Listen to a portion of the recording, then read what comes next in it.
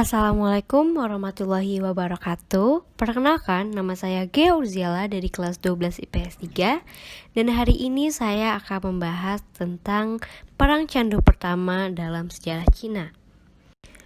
Imperialisme di Cina. Imperialisme adalah sebuah paham kebijakan di suatu negara yang memegang kendali besar atas daerah lain sehingga negara itu bisa dipelihara dan dikembangkan lalu dimanfaatkan. Salah satu perjuangan dari revolusi Cina adalah ketika Inggris mencoba menduduki Cina dengan melakukan segala cara. Salah satunya adalah mengirim candu atau opium dan secara perlahan-lahan mulai menduduki Cina.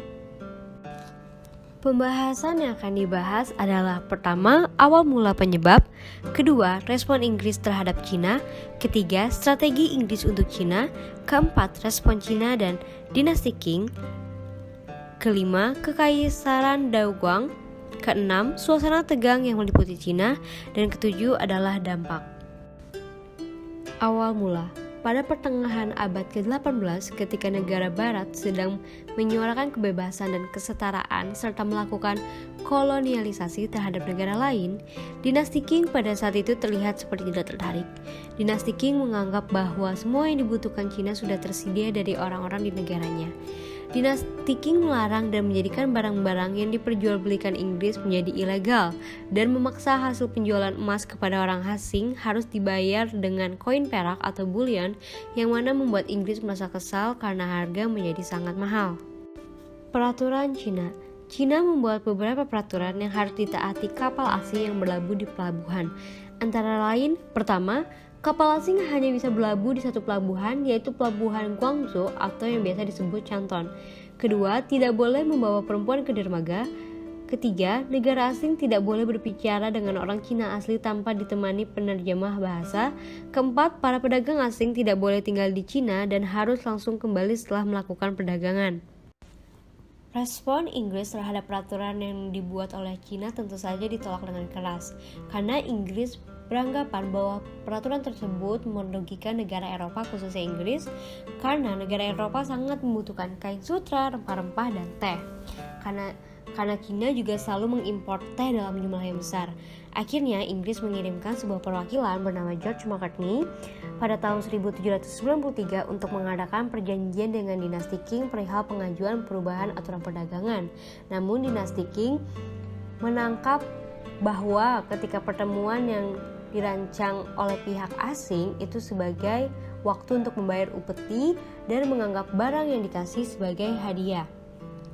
Lalu pada pertemuan di istana, Macartney melakukan penyampaian pesan dari Raja George III bahwa Inggris ingin mengirim perwakilan negaranya untuk tinggal di Peking, mendapat persetujuan akses ke semua pelabuhan, dan izin membuat tempat tinggal pelabuhan. Namun, Kaisar menolak hal tersebut. Strategi yang dilakukan Inggris adalah mereka mencari barang yang Cina butuhkan, dan hal itu terjawab dengan opium. Opium adalah jus popi yang diperas sebagai sirup atau dibuat sebagai tablet obat. Dokter Inggris memberikan pasien opium sebagai obat, dan Cina telah menggunakan opium sebagai salah satu pengobatan karena efek sampingnya yang dahsyat, yaitu menghilangkan rasa sakit dan membuat pengguna merasa tenang dan terkadang menimbulkan efek ilusi yang berlangsung seharian. Efek samping dari opium ini adalah ketagihan, dan semakin sering opium dipakai, kegunaan sebagai obat juga mulai berkurang. Berhenti memakai opium sangat sulit dilakukan karena akan menunjukkan gejala stres, depresi, dan anxiety. Hal ini membuat Cina terus-menerus memesan opium kepada Inggris. Strategi yang dilakukan oleh Inggris pun berhasil. Respon Cina dan kekaisaran dinasti Qing. Ketika Kaisar tahu bagaimana efek yang diberikan opium dan kenapa jumlah uang yang begitu besar hilang dari Cina, kekaisaran melarang semua kapal Inggris untuk membawa opium, tetapi orang Inggris tidak mengindahkan perintah tersebut dan diam-diam menjual opium yang didukung oleh para koruptor dalam dinasti Qing pada masa itu. Sampai pada akhir masa jabatan dinasti Qing, Qianlong, dia menyerahkan kekuasaan kepada penasihat kepercayaannya, He Shen. Namun pada pemerintahannya, dia melakukan korupsi besar-besaran sehingga membuat anak kelima Qianlong, Jiang Qia, sebagai pengganti kekaisaran. Jiang Qiang diwariskan keadaan di mana kerajaan sudah tidak stabil, di mana masyarakat harus membayar pajak berlebih, sementara anggota pemerintahan hidup mewah. Jiang Qiang mencoba mengatur ulang sistem pemerintahan, namun rasanya tidak mungkin karena banyak sekali anggota yang melakukan kegiatan curang. Kaisar Daguang merupakan pemimpin setelah Jiangqiang pada masa kekaisaran Daguang. Situasi semakin parah karena masyarakat Cina lebih banyak tercandu opium, belum lagi perdagangan Inggris yang menyelundupkan opium. Hal itu membuat Daguang menunjuk gubernur baru yaitu Lin Zexu untuk Canton untuk mengurangi atau bahkan memusnahkan penjualan opium. Lin Zexu mempunyai peraturan baru antara lain, pertama, memerintahkan penangkapan terhadap 60 bandar opium terbesar. Kedua, melarang perdagangan opium ke Canton. Jika ada yang melanggar akan ditangkap dan dihukum mati. Lin Zexu juga menutup pelabuhan Canton untuk mencegah kapal datang ataupun pergi dan memberikan 1 malam untuk Inggris untuk memutuskan hal ini. Sehingga Inggris mengirimkan perwakilan Charles Elliot meyakinkan pemerintah untuk menyerahkan stok opium dengan menjanjikan pergantian rugi yang disebabkan pemerintahan Inggris kepada Cina. Lalu akhirnya penyerahan 20.000 kalung opium diserahkan dan dibuang ke laut pada 3 Juni 1839. Suasana tegang yang meliputi Cina setelah kejadian membuang 20.000 karung opium ke laut berlanjut pada akhir bulan Juni ketika terjadi penangkapan tanpa alasan yang jelas terhadap salah satu perwakilan Inggris. Yang tak lama kemudian datanglah grup besar pelaut dari Inggris dan Amerika yang meminum rice liquor dan membuat keadaan tidak terkendali. Lalu terjadi kericuhan di mana para pelaut merusak tempat dan membunuh. Pemerintah memerintahkan para pelaku menyerahkan diri, namun Inggris menolak. Karena kenapa? Karena Cina tidak melakukan pengadilan juri. Inggris meminta para pelaku dihukum sesuai hukum Inggris. Hukumannya adalah hukum eksekusi, namun diubah menjadi pengiriman kembali ke negara asal. Tentu saja Cina tidak setuju dan bersikeras bahwa Inggris dapat melakukan perdagangan dengan syarat: 1. Melaksanakan hukuman mati, 2.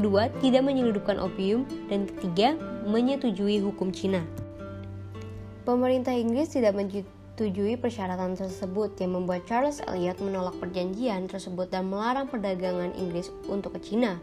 Charles beranggapan hal ini akan membuat Cina menyerah, namun ternyata ada beberapa pedagang Inggris yang tidak menjual opium dan berdiri sendiri.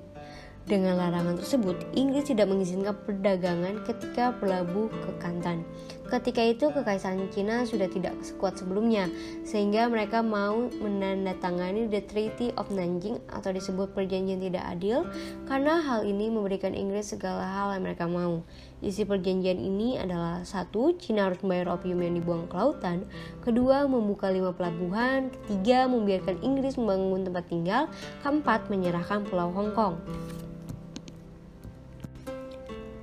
Dampak dari perang opium pertama adalah berlanjutnya perang opium kedua, Inggris menduduki Cina sementara waktu. 3. Masuknya persebaran agama Kristen. 4. Cina memberikan perlawanan dengan mempelajari cara barat, dan itu membuat mereka menjadi lebih kuat. Baik, sekian dari presentasi saya tentang perang pertama opium. Saya harap presentasi ini dapat berguna. Kurang lebihnya mohon maaf. Wassalamualaikum warahmatullahi wabarakatuh.